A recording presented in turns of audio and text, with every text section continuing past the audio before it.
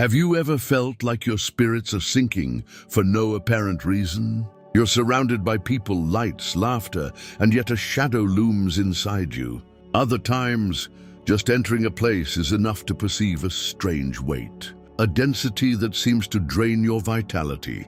It's not imagination, nor is it coincidence. What you feel is negative energy, the invisible presence of dense vibrations that we have all experienced at some point. The world is woven from energies. What you see, your body, the objects, the walls around you is merely the surface of an invisible ocean, where everything vibrates, interacts and transforms. Just as the air carries aromas and sounds, it also carries emotions and thoughts. And every human emotion, every intensely projected idea, leaves traces in the subtle field we share. That's why when you pass through a space filled with fear, sadness or anger, your body feels it before your mind understands it. But here's the secret many forget.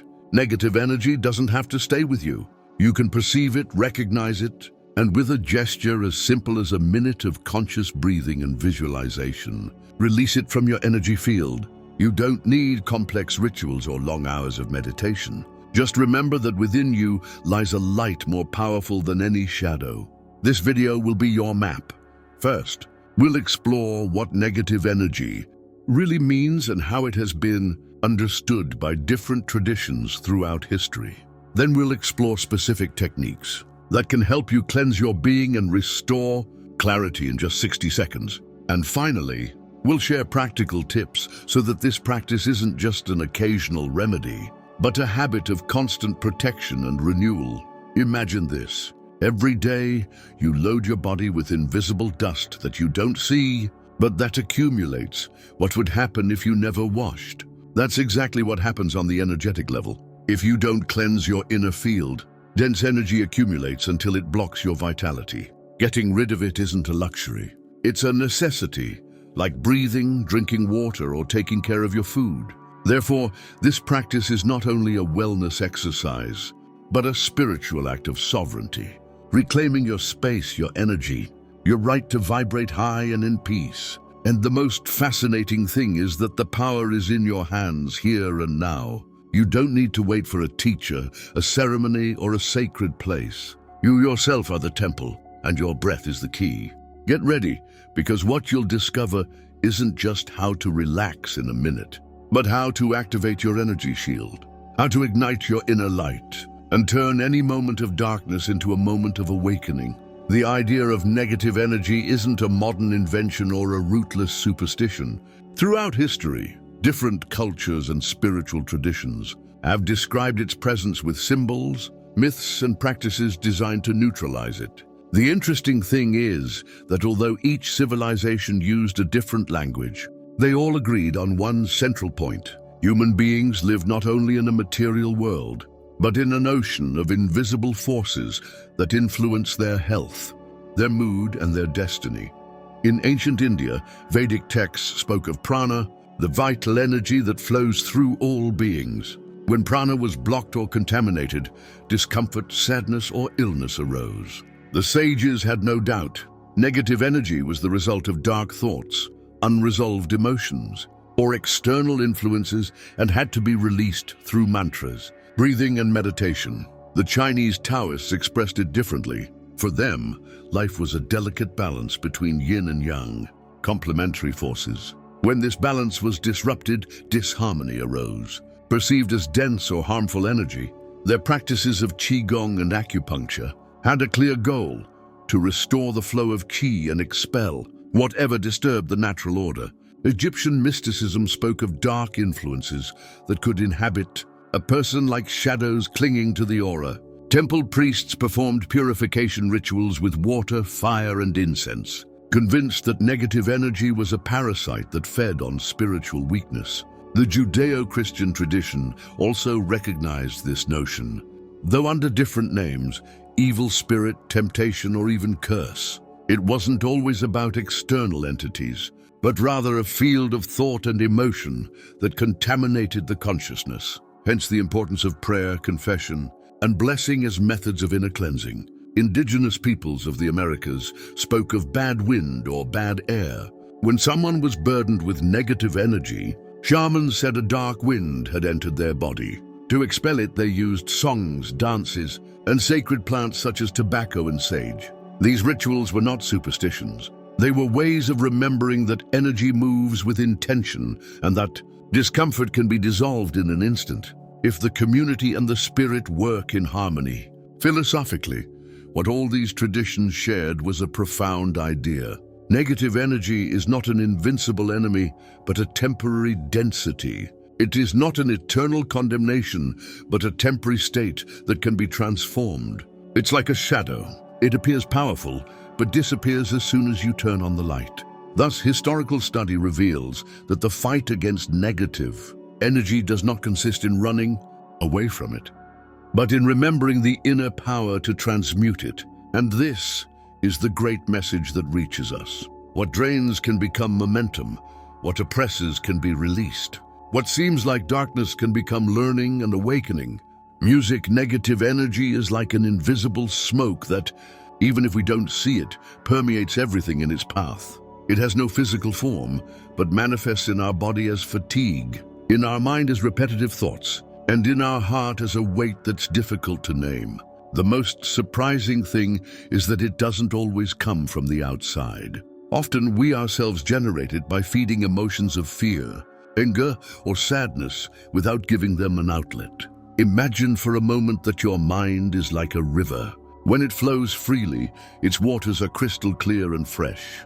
But if you throw garbage into it, resentments, dark thoughts, endless worries, the water stagnates and becomes murky. That's negative energy, a blocked inner river, unable to refresh and nourish you. And just as stagnant water begins to smell bad, stagnant emotions begin to poison our energy field. The important thing is to understand that this density isn't permanent. It's not a curse stuck with you forever. It's more like a layer of dust accumulated on a mirror. A simple wipe is enough to reflect the light clearly again. Negative energy only has power if you ignore it or identify with it, believing you are that shadow. But the moment you decide to see it as what it really is, a passing cloud, you've already taken the first step toward dissipating it. This is where the secret to 1-minute release comes into play. Most spiritual traditions agree that the key to clearing energy is to activate conscious breathing and clear intention. Because breathing is not just a biological process, it's a bridge between the physical and the spiritual. Each inhalation is like taking a sip of light, and each exhalation is like releasing accumulated smoke. The initial exercise is simple but powerful. Close your eyes, bring your attention to the center of your chest, and breathe deeply.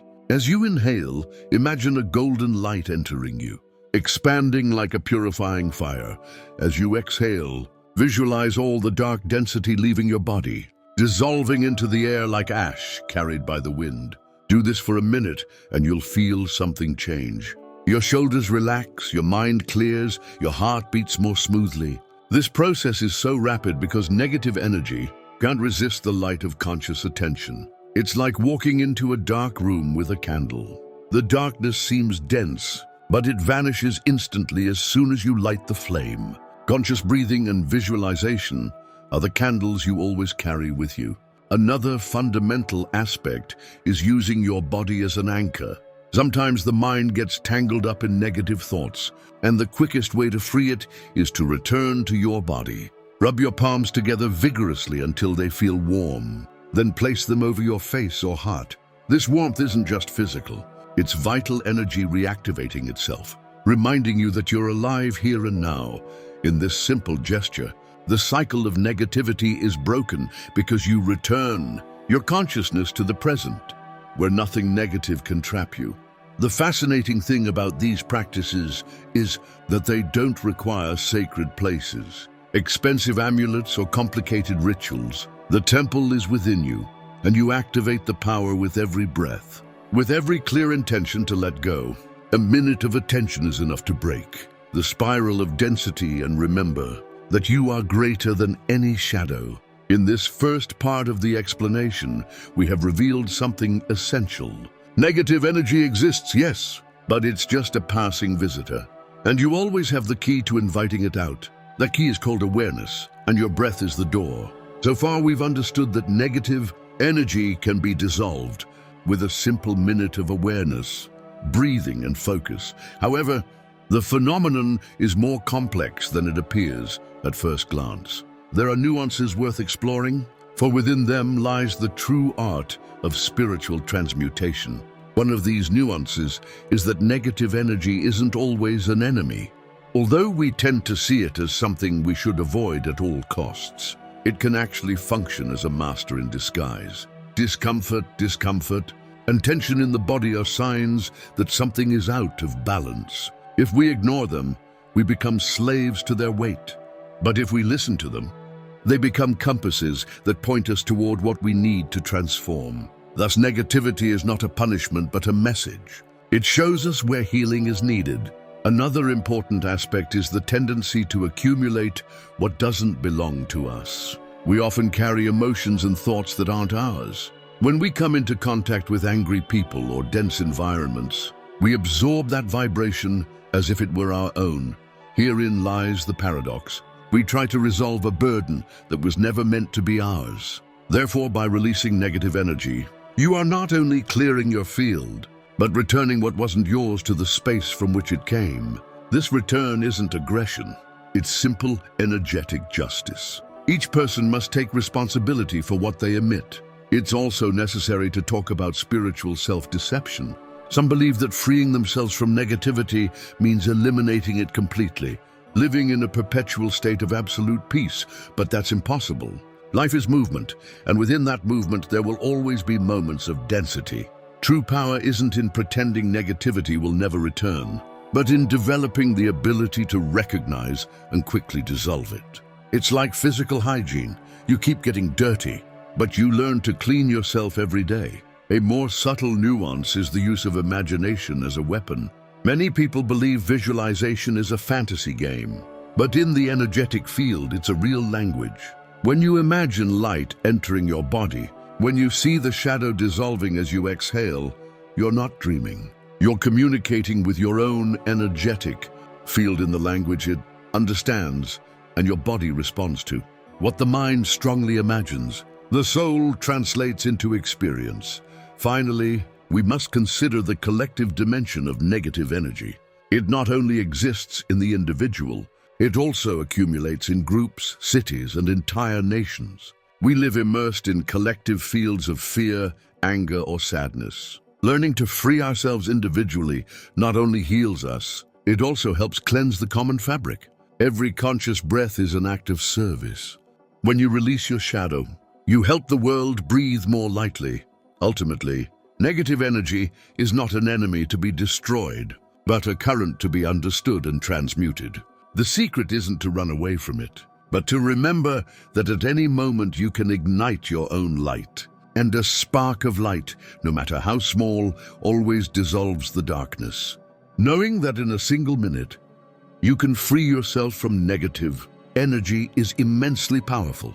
But the true art isn't just in extinguishing the shadow when it appears, but in cultivating a lifestyle that reduces its accumulation. Just as you don't wait until you're dehydrated to drink water, you shouldn't wait until you feel energized to boost your energy. Here I share practices you can integrate into your daily routine to stay light, centered, and radiant. First, the power of conscious breathing. Every morning before starting your day, take a minute to breathe with intention.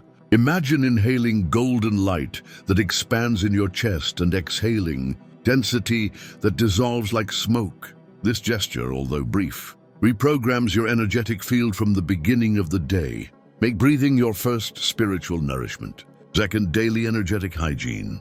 Just as you shower to cleanse your physical body, establish an energetic cleansing ritual. It can be as simple as gently shaking your arms and legs when you get home, or taking a shower and visualizing the water washing away all foreign vibrations. Even lighting a white candle or some incense acts as a symbolic reminder that you are purifying your inner and outer space. Third, the importance of invisible boundaries. Not all negative energy is yours. Learn to recognize when you're absorbing other people's emotions. To protect yourself before leaving home, visualize a luminous sphere surrounding You like a translucent shield that allows love but repels density. This imagination exercise strengthens your energy field and prevents you from carrying what doesn't belong to you. Fourth, use your body as a tool. Movement is key to releasing dense energy. If you feel heavy, walk barefoot on the ground for a few minutes, or shake your body like animals do when they release tension. Even dancing freely to a song can act as a release ritual. Remember, the body is the temple where energy moves, and when you activate it, the shadow dissipates. Fifth, words are like medicine. To speak is to vibrate. If you fill your day with phrases like, "I'm exhausted," "everything's going wrong," or "I can't take it anymore," you feed the density. Replace it with positive decrees. "I'm learning. Energy flows through me. Today I feel light." The universe responds to the vibration of your words, and each affirmation is a command for your energy field. Sixth, reconnect with nature. Earth, water, fire, and air are the great purifiers. A walk among the trees, a conscious sun bath, or simply holding a stone in your hands can balance your energy. Nature is never permanently contaminated. It always regenerates. When you come into contact with it, you are reminded of your own capacity for regeneration. We have taken a fascinating journey from recognizing negative energy to the simplest and most profound methods for dissolving it in just a minute. What seemed like a mystery reserved for ancient sages is now revealed as a practice accessible to anyone who dares to look within and ignite their own light. The great teaching is clear. Darkness never had power in and of itself. It was always the absence of light, and the light was always within you. Negative energy, with all its appearance of weight and density, dissolves as soon as you remember your ability to breathe consciously, to visualize, to move your body, and to speak uplifting words. It's not an invincible enemy. It's an illusion that's shattered by the force of your presence. Think about this. How many times have you allowed a repetitive thought, an alien emotion, or a painful memory to rule your entire day? How much time have you given away to shadows that didn't deserve your attention? Now you know you don't need long hours to free yourself. A minute of awareness is enough. A minute may seem like a short time, but it's enough to change the course of your energy, to write the course of your day, and to remind you that you are the master of your vibration. This awareness is more than a technique. It's a call to spiritual sovereignty. You are not a victim of the environment, of people, or of circumstances. You are a beacon capable of radiating light, even in the midst of a storm. And when you choose to ignite your inner light, you not only heal yourself, you also illuminate those around you.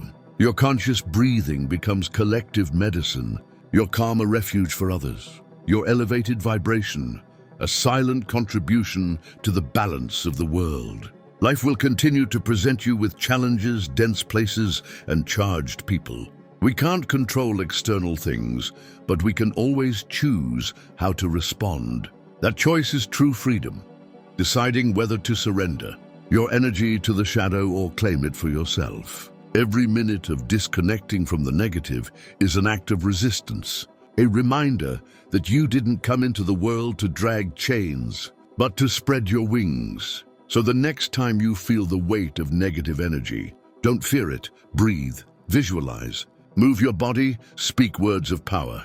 Remember that the minute you choose to give yourself can become the gateway to a lighter day, a more serene heart, and a freer spirit. And now, if this message resonated with you, I invite you to subscribe to the channel, like it, and share this video with those who need to be reminded that negative energy doesn't define them. Together, we can expand this wisdom and shed more light on a world that often forgets its own clarity. Because in the end, the question isn't whether there's darkness outside, but whether you're willing to ignite your inner light whenever the world asks you to.